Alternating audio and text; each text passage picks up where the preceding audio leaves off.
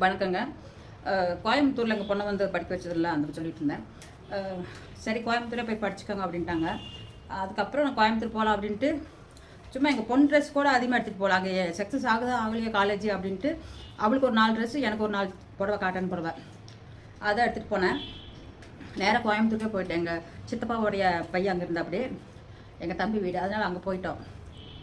அங்கே போயிட்டு பார்த்து கிருஷ்ணமால் காலேஜ் போய் பார்த்தாங்க. மறுநாள் இவன் மார்க் நல்லா எடுக்கும். முன்னாடியே நாங்கள் அனுப்பிச்சி வச்சுருந்தோம். அதை காலேஜுக்கு வந்து முன்னாடியே அனுப்பிச்சி வச்சதுனால செலக்ட் பண்ணிட்டாங்க. மறந்துட்டு அது கூட, ஏன்னா நல்ல மார்க்கில் அங்கேயே செலக்ட் பண்ணிட்டாங்க. ஆனால் ஒன்று, தமிழ்நாட்டில் வந்து 3 வருஷம் படிச்சிருக்கணும் அப்படின்னு தான் சொல்லியிருந்தாங்க. படிக்கவே இல்லை 3 வருஷம். அப்புறம் அவங்களே அது ரெக்கமெண்டேஷன் பண்ணி, அது எங்கள் மாமா வந்து தலைவர் எங்கள் ஊரில், அவரோட சொல்லி எம்எல்ஏட்ட பேசி அங்கே பேசி நாங்கள் கிருஷ்ணமால் காலேஜ் மேனேஜர்கிட்ட பேசி சரி எடுத்துக்கிட்டாங்க. கொஞ்சம் ரிஸ்க்கானது தான். அப்புறம் ஒரு 3-4 நாள் எங்கள் தம்பி வீட்டிலே இருந்தோம். நான் எங்கள் பொண்ணு எல்லாம் தம்பி வீட்டிலே இருந்தோம். காலேஜில் எல்லாம் சாமான் இதெல்லாம் வாங்கி கொடுத்துட்டு வர வரைக்கும் எங்கள் அம்மா வீட்டுக்கு வரணும். வர வரைக்கும் அங்கேயே தான் இருந்தோம்.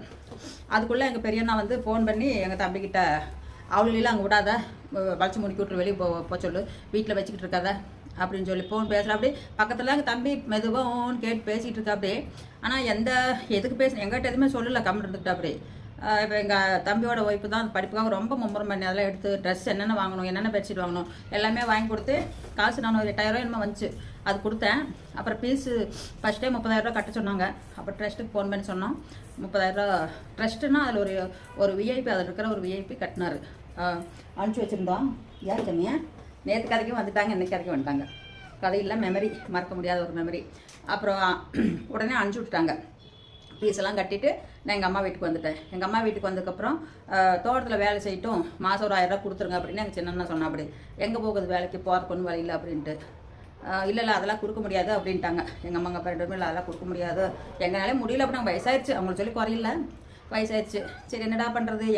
இப்போ காட்டு வேலைக்கெலாம் போனோன்னா நான் நிழல்லையே இருந்துட்டு ஒரு 20 வருஷம் வீட்டுக்குள்ளேயே இருந்துட்டு அதுக்கப்புறம் போய் தோட்டத்து வேலைக்கு உடம்பெல்லாம் புண்ணாகி கொப்பிடிச்சு செத்தே போயிடுவேன். அதனால நான் கரூரில் டெக்ஸுக்கு வந்து தேர்ந்தெடுத்து, அது எங்கள் அம்மா தான் கேட்டாங்க. போய் கேட்டு அவங்க அதில் போகலான்ட்டு அவர் கூட்டி போய் சேர்த்து விட்டாரு. சேர்ந்துட்டேன். தைக்கவே தெரியாது. தைக்க தெரியாதுன்னா, நான் டெய்லரிங்னா ப்ளவுஸு, பாவாடை தைக்கிறது, மற்ற எல்லாமே தைக்குவேன். அந்த மெத்தட் எனக்கு தைக்க தெரியல. பெரிய பெரிய கிளாத்துகளாக இருக்கும், பவர் மிஷின் வேறு ஓட்ட தெரியாது. அப்படி போய்கிட்டு இருந்துச்சு. அப்புறம் அப்படியே கொஞ்சம் கொஞ்சமாக ஃபஸ்ட்டு நாடா தான் கொடுத்தாங்க. நாடா கொடுக்கும்போது கொஞ்சம் கொஞ்சமாக அடிச்சுக்கிட்டே உட்காந்துருந்தேன். ஃபஸ்ட்டு அன்றைக்கெலாம் சும்மா விளையாட்டுத்தனமாக ஓடிக்கிட்டு இருந்தேன். என்ன ஒரு ஆச்சரியம் பாருங்கள், எங்கள் அம்மா வீட்டிலேருந்து டெய்லி பஸ்ஸில் வருவேன், போயிடுவேன். அப்படிலாம் போய்கிட்டு இருந்துச்சு. காலையில் 6:30 தோட்டத்துக்கிட்ட கிளம்புவேன். அங்கேருந்து வந்து இடைவெட்டில் இறங்கி இன்னொரு பஸ் பிடிச்சி போகிறப்ப அங்கே 8:45 ஆகும் போகிறதுக்கு. 8:45 9 போயிடுவேன். அது பிரச்சனை இல்லை, எப்போ வேணாலும் போகலாம். நமக்கு வச்சுருக்கிற பீஸ் தனியாக வச்சுருப்பாங்க. அப்படி போய்கிட்டு வந்துட்டு இருந்து தைச்சிக்கிட்டு. அப்போ காலேஜ் வந்து ஸ்டார்ட் ஆகலை. எங்கள் பொண்ணு ஒரு மாதம் தோட்டத்தில் தான் இருந்தா. நான் போயிட்டு வர்றப்ப எனக்கு புடவையெல்லாம் துவச்சி போட்டுருவோம். எங்கள் பொண்ணு எங்கள் அம்மா என்னது எல்லாமே துவச்சி போட்டுருவா. நல்ல டைப்பாக தான் இருப்பாங்க. சின்ன பொண்ணு, பெரிய பொண்ணு கொஞ்சம் தைராய்டு இருந்ததுனால வேலை செய்ய முடியாமல் இதாகும், அவ்வளோதான் சோர்வாக இருக்கும். சின்ன எல்லா வேலையும் புரிஞ்சு செஞ்சுக்குவா. எங்கள் அம்மாவுக்கு வீடு விட்டு கொடுக்க, பாத்திரம் கழுவி கொடுக்க, அந்த மாதிரி பண்ணுக்குவா. அப்புறம் கொண்டு சேர்த்து விட்டு வந்து கரூரில் கொஞ்ச நாள் போயிட்டு வந்துட்டு தைச்சிக்கிட்டு இருந்தேன். அப்புறம் போயிட்டு வர்றப்ப எனக்கு ரொம்ப கஷ்டமாக தோணிக்கிட்டு இருந்துச்சு. டெய்லி பஸ் செலவு வந்து போய்கிட்டு இருக்குது அப்படின்ட்டு. அதுக்கப்புறம் நான் கரூரில் ஒரு வீடு பார்த்து, தெரிஞ்சவங்க எங்கள் அம்மா அப்பாவுக்கு தெரியவங்க, அவங்களே வீடு பார்த்து ஒரு ஓட்டோவில் வீடுன்னு நினைக்கிறது, ஓடு ஓட்டுது. அது பார்த்து ஒரு 4 பேர் கூட வந்து எல்லாம் சேர்ந்து சாமான்லாம் எதுவும் இல்லைங்க. ஒரு பம்பு ஸ்டவ் வாங்கினேன், ஒரு பாய், ஒரு தலையணி வாங்கினேன். இந்த தலையணி பாய் அருவமான அறுக்கிறதுக்கு வாங்கும்ல, காயெல்லாம் கட் பண்ணுறதுக்கு, அது ஒன்று வாங்கணுங்க. சத்தியமாக சொல்கிறேங்க, நான் மட்டும்தான் போய் தனியாக கடையில் வாங்கினேன். அந்த வாங்குகிற டயத்தில் செம்ம அழுக வந்துருச்சுங்க. அந்த கடைக்காரர்கிட்ட சொல்லிட்டு அழுதுட்டேன். என்னால் முடியலைங்க, நாங்கள் இப்படியெல்லாம் வாழ்ந்துட்டு இப்படி ஒரு தனியாக வந்து நான் இப்படி இருக்கேன்னு பயங்கரமாக அழுதுட்டேன். அவர் என்ன பண்ணார், காசு கூட வேண்டாம்மா நீங்கள் கொண்டு போய்க்குங்க அப்படின்னாரு. அது எவ்வளோ வந்து 100 ரூபாய் என்னமோ குறைச்சி கொடுத்தாரு. அவ்வளோ அழுக வந்துச்சுங்க அந்த தலைகாணி வாங்குறப்ப, தலைகாணி பாய் வாங்குறப்ப. போயிட்டு அதெல்லாம் வீடெல்லாம் பார்த்து பம்பு ஸ்டவ் ஒன்று வாங்கினேன். சீமெண்ணெய் வாங்கணும், சீமெண்ணெய் இல்லை. எங்கள் அம்மாவும் வீட்டில் எடுத்துகிட்டு வருவேன். அவங்களும் சாயந்தரம் வந்து எங்கள் அப்பாவுக்கு கோதுமை தோசை ஸ்டவ்வில் தான் சுடுவாங்க. அதனால் சீமெண்ணெய் அவங்களுக்கு தேவைப்படும்ட்டு இது பண்ணல. எப்படியோ அங்கே இங்கே கடையில் ஏச்சோலையே கம்மியிலே வாங்கி ஓட்டிகிட்டு இருந்தேன். அப்புறம் அங்கே டெஸ்ட்டுக்கு அந்த இது என்னது என்னமோ சொல்லுவாங்களே, வரமாட்டேங்குது. மூக்கில் அந்த இதெல்லாம் இப்போ பஞ்சு மாதிரி இருக்கும் பாருங்கள், அந்த இதெல்லாம் வந்து மூக்கில் ஏறிச்சு எனக்கு. ரெஸ்ட்டு அது ரொம்ப உள்ளப்போ ஏறி இதெல்லாம் சளி பிடிச்சி பயங்கரமாக முடியலைங்க. முடியாட்டிங்கோ நான் லீவே எடுக்கலைங்க. லீவ் எடுத்து அவங்க விட்ருவாங்க, அது பிரச்சனை இல்லை. லீவே எடுக்கல. அந்த மாதிரி போய்கிட்டே இருந்தேன். அங்கே கரூரில் போய் பார்த்து இருந்துக்கிட்டேன். எங்கள் பொண்ணு கொண்டு கோயம்புத்தூர் இருந்துக்கிட்டா. நான் 15 நாளைக்கு ஒருக்கா போய் பார்த்துட்டு வருவேன். பார்த்துட்டு வர்றப்ப மூஞ்சில் சிரிப்புங்கிறதே இருக்காது.